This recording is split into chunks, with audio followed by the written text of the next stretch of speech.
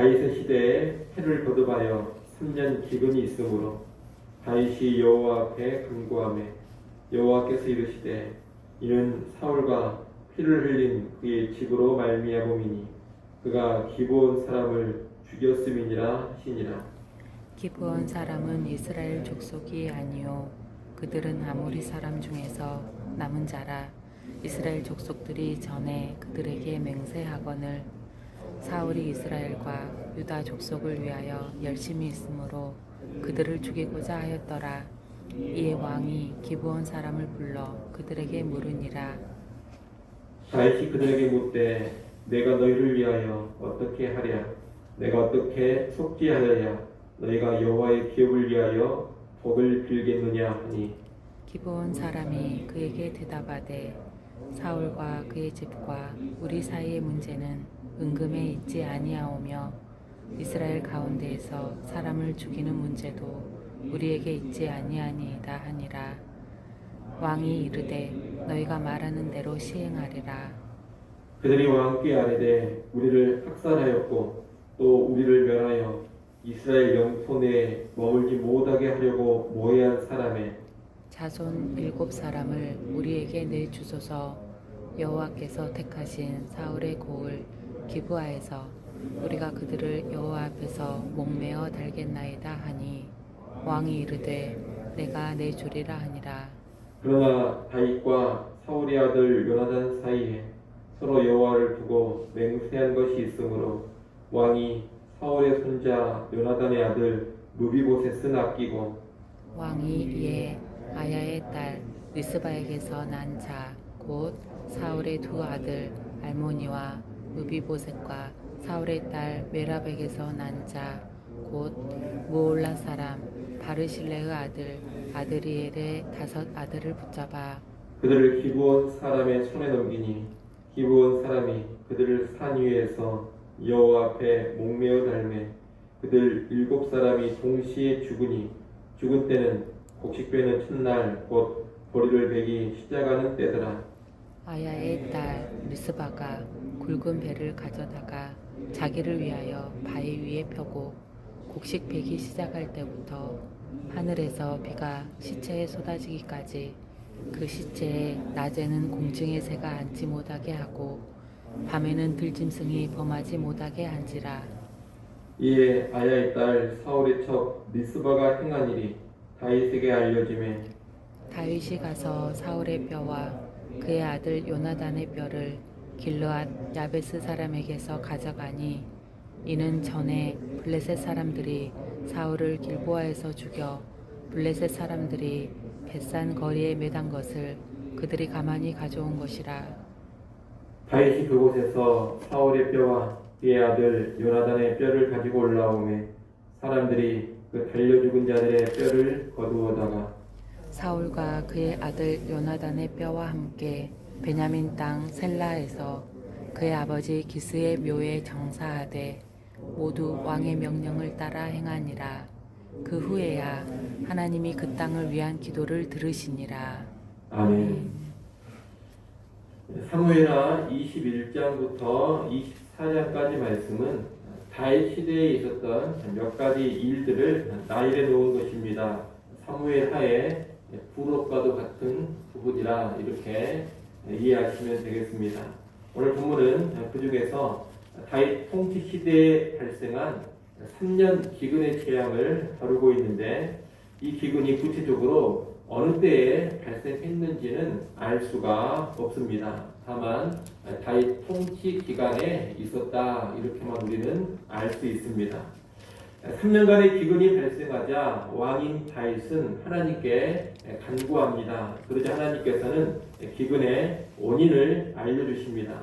1절에 그 내용이 나오는데 사울이 기브온 사람들을 죽인 일로 인한 징벌로 그 땅에 기근이 임했다는 겁니다.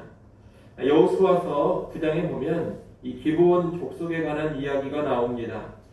기브온 사람들은 본래 아모리 족속 가나안 사람들이었는데 가나안 땅을 정복한 이스라엘에게 모두 진멸당할 처지였습니다. 하지만 기브온 사람들은 자신들을 가나안 족속이 아닌 아주 먼 곳에서 온 민족으로 숨기고 여호수아와 하친의 언약을 맺습니다. 후에 여호수아는 기브온 족속이 자기를 속인 것을 알았지만 이미 언약을 맺었기 때문에 이 기브온 족속을 진멸하지 않았습니다. 언약을 지키기 위해서입니다. 대신에 이스라엘 족속 가운데 거하게 하면서 노역을 감당하게 했습니다. 그 후로 기브온 족속은 이스라엘 백성들 사이에 살면서 노역을 감당해 왔습니다. 그런 모습이 사울, 다윗의 시대까지 계속 된 겁니다. 그런데 사울이 바로 이 기브온 사람들을 죽인 겁니다. 2절에 보면 사울이 이스라엘과 유다 족속을 위하여 열심히 있어서 이들을 죽였다고 합니다. 이스라엘 사람들은 그들과 함께 거주하고 있는 이민족인 기브온 사람들을 좋아하지 않았고 이런저런 차별을 했습니다. 그리고 사울은 이스라엘 백성들이 기브온 족속을 좋아하지 않는다라는 것을 알고서 이 기브온 족속을 탄압하고 학살한 것입니다. 아마 이스라엘 백성들은 사울이 행한 이 일을 지지했을 겁니다. 하지만 하나님 앞에서 이 일은 악한 일이었습니다. 이것은 언약을 파기한 행위이고 사회의 약자를 학대한 행위이기 때문입니다. 그래서 하나님은 이 죄로 인해 이스라엘 땅에 3년의 기근이라는 징벌을 내리신 겁니다. 다윗은 이러한 기근의 원인을 알고서 기브온 사람들을 불러다가 어떻게 그 죄를 속죄할 수 있는지를 묻습니다. 그러자 기브온 사람들은 사울의 자손 7명을 내어달라고 합니다. 그들을 죽여 피의 복수를 하겠다는 겁니다. 피 흘린 죄는 피로 갚는 것이 율법의 기본 원칙입니다. 기브온 족속들은 그 원칙에 입각해서 사울의 자손 7명의 생명을 요구하고 있는 겁니다. 그동안 기브온 사람들은 차별과 억압을 받고 사울에게 기세에 눌려서 억울한 죽음을 당해도 아무 말도 할 수가 없었습니다. 그런데 이제 사울의 아들들을 죽여 정당한 보응을 하겠다는 겁니다. 다윗은 이들의 요구대로 사울 집안의 7 자손을 내줍니다. 일단 요나단의 아들 무이보셋은 거기에서 제를 시킵니다. 대신에 첩을 통해 낳은 아들 2명과 사울의 큰딸 메랍이 낳은 아들 5명을 내줍니다. 그리고 기브온 족속이 이 7명을 죽입니다. 그 후에야 비가 내리고 기근의 문제가 해결됩니다. 이상의 사건은 일단 언약에 신실해야 한다는 것을 가르쳐 줍니다. 기브온 족속과 맺은 언약을 지켜야 함에도 불구하고 사울을 일시한 이스라엘 민족은 그 언약을 파기했습니다. 언약을 파기하는 행동은 신실하신 하나님을 숨기는 이스라엘 백성이 할 일이 아닙니다. 그런데 하나님의 백성답지 못하게 언약을 깨뜨려 버리고 기브온 족속을 학살했던 겁니다. 그래서 오늘 본문에서 이 다윗의 모습을 보면 다윗은 언약의 신실한 모습을 보여줍니다. 사울의 집안 7 아들을 죽여야 할 때 다윗은 요나단의 아들 무이보셋은 제외를 시킵니다. 제외시킨 것은 다른 이유가 아닙니다. 다윗이 요나단과 맺은 언약이 있기 때문입니다. 다윗은 전에 요나단 집안의 사람들은 돌보아 주기로 약조를 맺은 적이 있습니다. 다윗은 그 약조를 기억하면서 요나단의 아들 무이보셋은 죽이지 않고 살린 겁니다. 사울과 이스라엘 백성은 언약을 어겼는데 이 다윗은 언약을 신실히 지켜가고 있는 겁니다. 이 신실한 다윗의 모습을 우리는 기억할 수 있어야 하겠습니다. 이 사건은 또한 사회적 약자를 함부로 대해서는 안 된다는 것도 가르쳐 줍니다. 하나님은 기브온 족속을 죽인 일에 앞장선 지도자 사울뿐 아니라 이런 분위기를 조성하고 부추긴 이스라엘 백성 모두의 죄를 물으셨습니다. 이스라엘 공동체는 3년의 기근으로 큰 고통을 당하게 하셨고 지도자 사울의 집안은 그 집안의 자손 7명이 죽어나가는 아픔을 겪게 하셨습니다. 이것은 다 그들의 죄에 대한 하나님의 징벌입니다. 이 하나님은 지금도 동일한 하나님이십니다. 하나님은 지금도 어떤 지도자가 사회적 약자를 학대하는 일을 자행한다면 그에 대해 반드시 진노하시고 징벌하십니다. 또 공동체 전체가 약자를 배척하며 학대하는 일을 행한다면 그런 행태에 대해 공동체 전체에도 책임을 물으시며 징벌을 내리실 겁니다.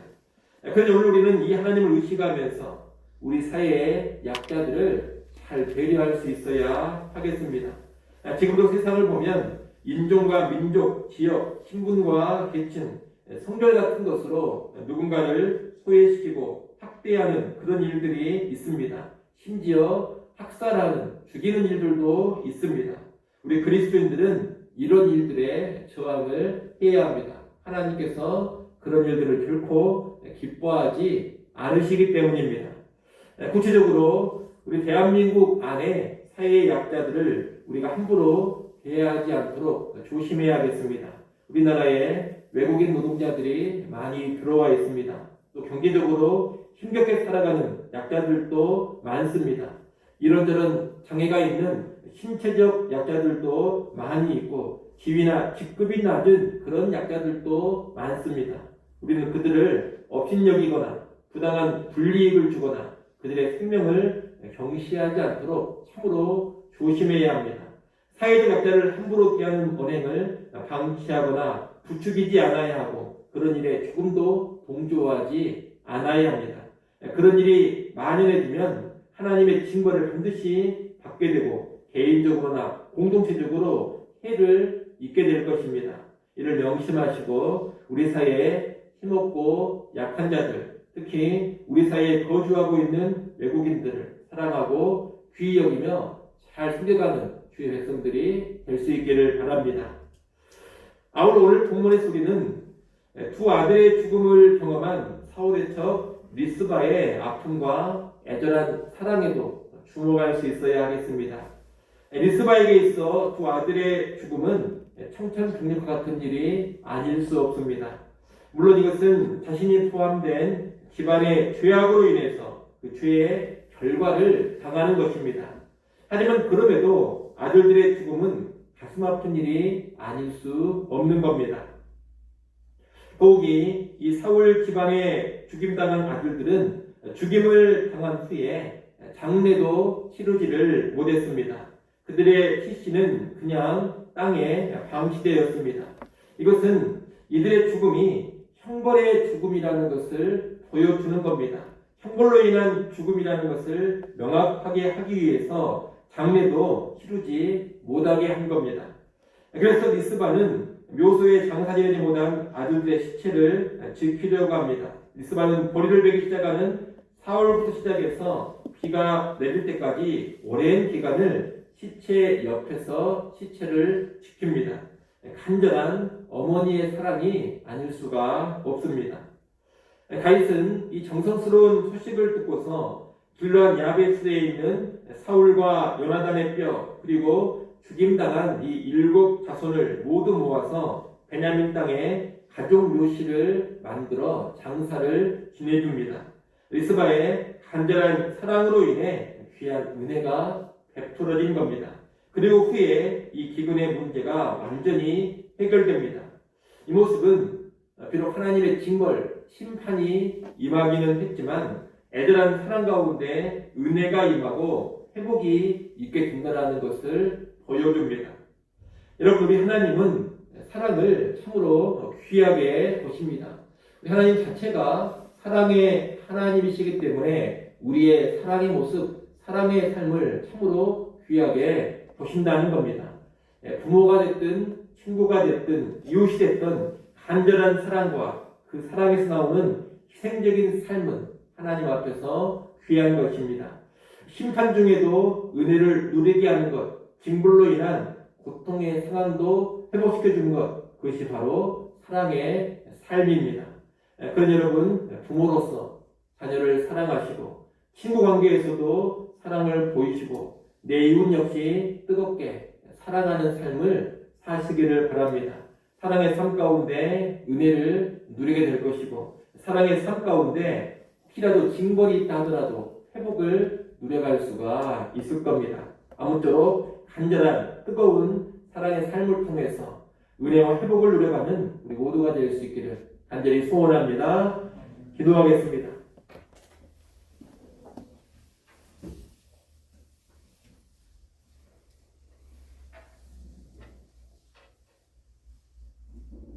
아버지 하나님, 맺은 언약을 배반하고 이민족에 대한 사랑도 상실했던 사울과 이스라엘 백성 공동체에 하나님의 징벌이 임했지만 언약을 신실히 지켜가는 다윗, 또한 죽은 아들들에 대한 간절한 사랑과 희생의 모습을 보인 리스바의 모습 가운데 회복의 모습이 나타난 것을 보았습니다. 아버지 하나님, 오늘 우리도 언약에 대한 신실함을 잘 유지하게 하시고 사랑 가운데 살아가게 하여 주시옵소서. 아버지 하나님, 신실함과 사랑 가운데 주의 은혜를 누려가는 주의 백성이 될 수 있기를 간절히 소원합니다.